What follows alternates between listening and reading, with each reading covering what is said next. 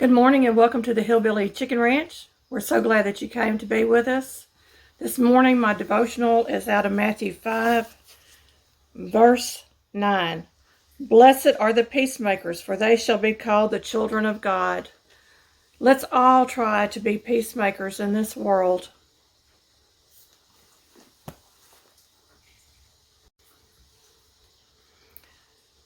This morning you'll see me with my little handkerchief on my head. I am canning with those new ForJars canning lids that are made in the USA.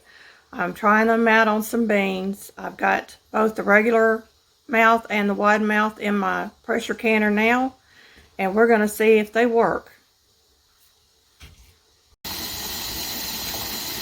I've got a steady flow of steam. I'm letting it steam for 10 minutes, and then I'm going to set it to pressure and wait for it to come up to pressure. And this is a T-Fal pressure canner.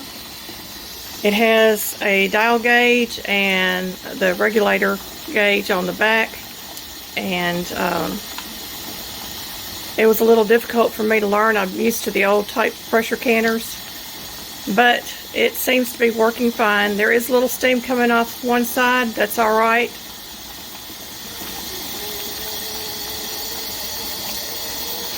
It should stop here in a moment, and it looks like it's stopping. There's a good flow of steam. Well, I'm waiting for it to come up to pressure. I've got my dial set on 2.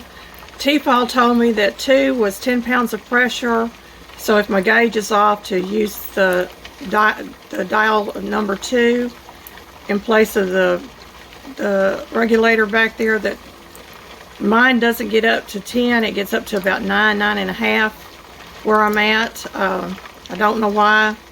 We've done everything to level our stove. We've replaced the burner. We've done a lot of things, but it doesn't get up past 9 to 9.5. And I will set my timer once it gets up to pressure, and we'll go for 90 minutes. I have a full head of steam going out of my vent, and my pressure gauge is between 9 and 10, and I am setting my timer now. Hi y'all. Well, we got about 35 minutes left on the canner, and once that comes down off pressure, I usually let it take about 2 minutes to lower the temperature a little at a time until the pressure starts dropping, and then I turn it off. I'll wait 40 minutes before I open the canner up, and we will see what we have. Now, you may have noticed there was a piece of blue painter's tape on my wall. There's a story behind that. When we moved into this trailer was subfloors, no flooring, and there was holes in every wall in here. It was a repo trailer. It's a double wide, and it needed a lot of work, and it still needs a lot of work. We're slowly working on it. But one of the things that we had in our kitchen, and matter of fact, the only thing we had in our kitchen was a sink basin and this vent hood where the stove had been. And the vent hood went out of the wall, on the outside wall, so there was a hole there when my husband took it down, and we couldn't find one like that. So we had to buy a conventional vent hood and put it up, and so my husband patched the wall the best he could, patched outside, patched inside, and I had already painted and was out of the paint, and so these are some ugly holes that are there. And so I just covered them up with tape. We do plan on putting up a backsplash. We just haven't done it yet. We haven't painted our cabinets yet. Some of our cabinets came painted, some of them didn't.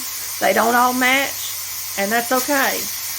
One of the other things that I did for an island was my daughter gave me 2 small dressers from the 1950s, and I didn't have any drawers or anything, so one of them is nothing but drawers, and I used that as an island.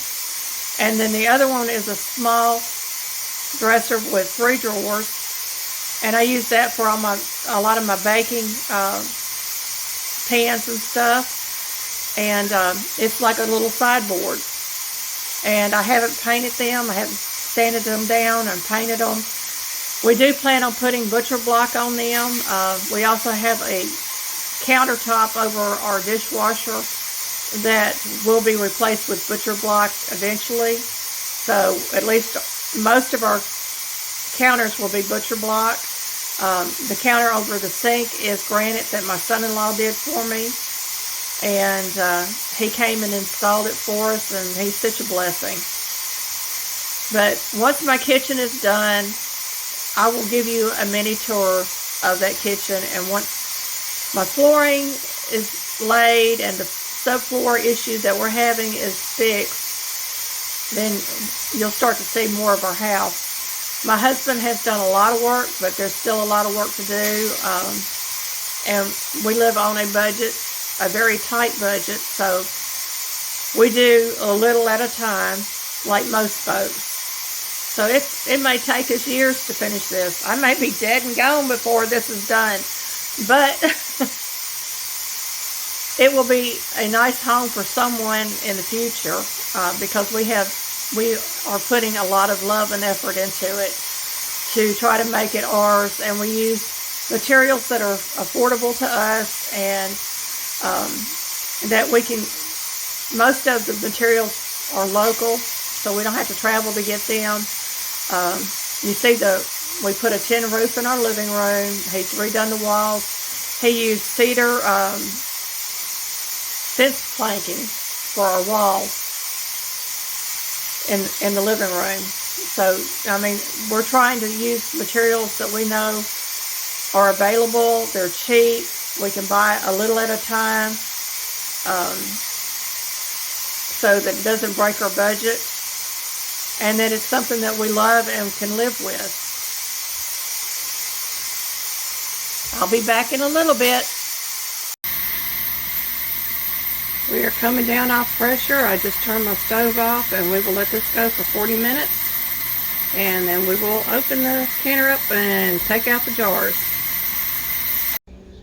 Well, y'all, we're at 0 pressure, and I'm fixing to open our canner.